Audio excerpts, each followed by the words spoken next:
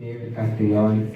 I'm a senior at Latino Health High School, and I'm here to bring the issue of land use. There's a lot of schools out there, and they're all public, and sometimes me and my friends want to go play soccer, but we can't, because why they're closed? Well, why are they closed? They're public. We are students, and we do go to those schools, so why are they gone? What do you guys think about that? Great question. Bruce? Well, I've been a very firm advocate of open space in the city. And if you look at the work I've done for trying to open up the space, a trail in the creek in Santiago Creek, I've been fighting a battle for 5 years. Go online, neighborsfortrail.org. If you haven't signed the petition, sign the petition. Over 1,000 people have signed that petition. It's a struggle I've been fighting. It's very important. And I'm going to fight for more open space. We have the lowest amount of open space per person in the state of California. We also have the highest rate of childhood obesity in the state. Those two things go hand in glove. So we gotta open up space every opportunity we have. And that means you need to partner with the city to do that. And I have the endorsement of the whole city council. So when you look out and amongst the candidates, Beatrice has been endorsed by many of the same people. Who is gonna partner up with the city when you're on the school board? Who's gonna get that open space when you need it? It's going to be the person who has those relationships with the city. So I think it's absolutely critical, every opportunity we get for open space, that we grab it. Thank you, Bruce. Okay. I agree. I believe in open space.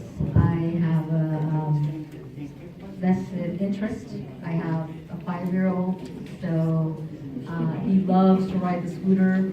We need more parks. We have no space. I want open space for my kids.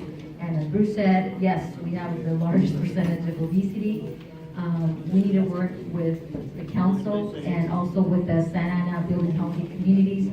That's one of the things they're advocating for, so I'm all for it, open space. Thank you, Baptiste. Legal? Great question. My son also faced the same kinds of constraints. He's been playing with Santa Ana Pony, and that league grew, and so we were all sharing. I think some of you here that are part of Santa Ana Pony experience very similar things. Sometimes you're on the outside looking in, and sometimes even when you are in, there's only a limited space. Either way, we need to create more space. So I agree with that. I think the issue will be collaborating with the city and the school district to create those joint use agreements. So that resources and the legal issues and the resource issues are taken care of. And I think that's you need to, I think, have folks who know how to do that.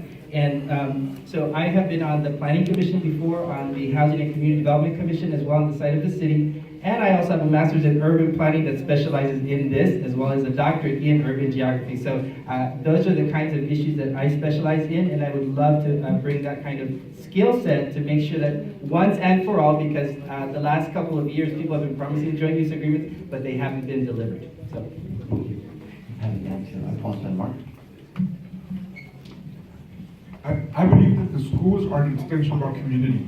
I believe that we need to build a partnership with the city of Santa Ana so that we can implement more joint use agreements. There's a lack of open space. Imagine what we can do if we can keep the fields open until 10 o'clock at night, or if we can open up the buildings. I believe in collaboration. Imagine if we partnership with nonprofits and we partner with other agencies to be able to bring in activities and resources onto the school grounds until 10 o'clock at night. The possibilities are endless, and I do support that. Thank you, Alfonso. I believe very much in open spaces. In fact, I was part of Measure G to start the program off, and also the oversight for Measure G. And if you look at what happened with the campuses throughout the city, we were able to get back over 12 acres of land. Not a lot of land, but we were able to get back 12 acres of land by taking the bungalows and the temporary buildings off the campuses and putting up 2-story buildings. That gave us a lot of opportunity to add to the spaces. We also put in a couple of sports centers, one in Valley, one in Century, and we added great sports complexes.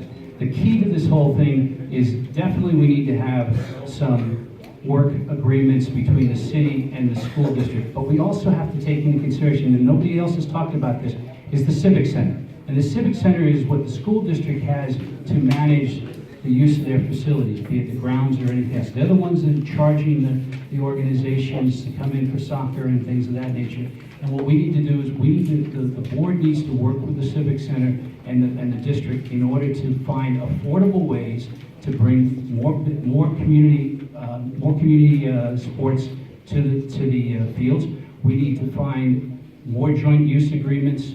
We only had 2 or 3 joint use agreements with Measure G. We should have at least 20 to 30 joint use agreements when we talk about the campuses that we have throughout the city. I mean, we are probably the largest landowner when it comes to a single entity, and we need to make sure that our community, our students, and organizations have access to our facilities. And it's not just the fields, it's also the classrooms. We did a tremendous job modernizing the classrooms, modernizing and building new schools, and we have to give back to the community the availability of those facilities so that they too can use what they basically are paying for through the tax dollars.